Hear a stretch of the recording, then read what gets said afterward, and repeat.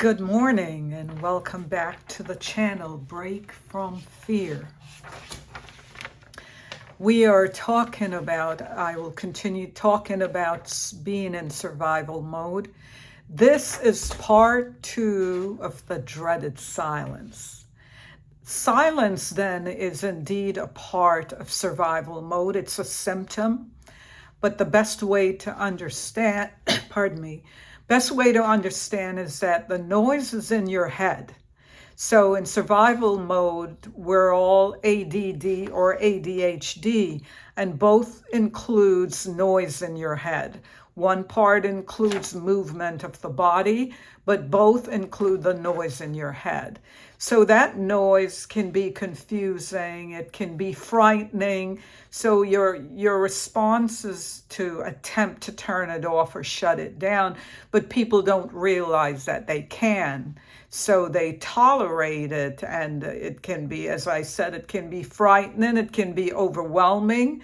So when you go out in public and you hear silence, then the noise in your head becomes louder. So what makes sense is if you increase the noise in the environment, then the noise in your head becomes lower. It goes down a notch or two. So the dreaded silence people fear often relates to the discomfort or anxiety that comes with the absence of communication, or the quiet in your head versus the noise in the environment. It can manifest on various contexts such as social situations and conversation. It could be an unexpected silence, which leads to feeling awkward, or it could indicate that the interaction isn't going as planned. Personal reflections. Silence can promote deep self-reflection, which might be unsettling. It could be isolation, extended periods of silence, particularly when they result in when they come from social isolation, it can lead to feeling lonely or feeling of despair.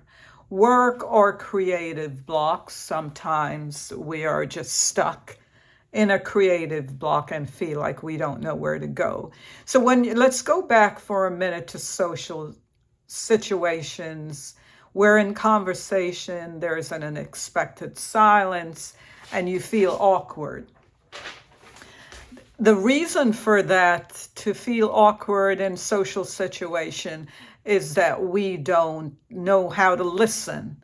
So when you learn active listening, rather than prepare in your own head your response to what's coming at you or what someone is saying, when you truly learn to listen, you're not planning in your head what to say.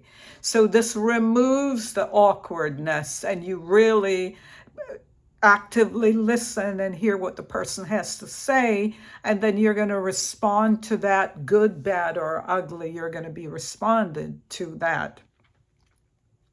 In personal reflection, the deep self-reflection, because of the noise in your head, that becomes a bad thing because you're really not reflecting. You're hearing everything that's happening in your head. And as I indicated earlier, that could be frightening. And isolation could just be fright in the sense that you feel lonely or you're in despair, and there's a sense of I shouldn't be alone or be in despair. But let's look at some solutions. Mindfulness is always the first solution. Mindful would be where you stop the 20, 30 mile an hour thoughts running, passing through your mind, and you begin to choose one, make one a focus. Mindfulness is a form of meditation. So meditation, you can start with 5-10 seconds of hearing the tick of a clock. So you also could look at noise. If you need the TV on or the radio on, you could put it off for 5 minutes, tolerate 5 minutes, just sit there, do nothing. And then you can increase that for short periods, and that will, in the long run, it gets to be best when you go from 5 to 10 to 15. And before you know it, you could meditate for an hour. I know that's too early now, but that is the goal. So this was part 2. We keep the videos short, or at least I keep them short. I will probably do a part 3. Hope you got something out of this. Until next time, subscribe, comment, and like the video for more.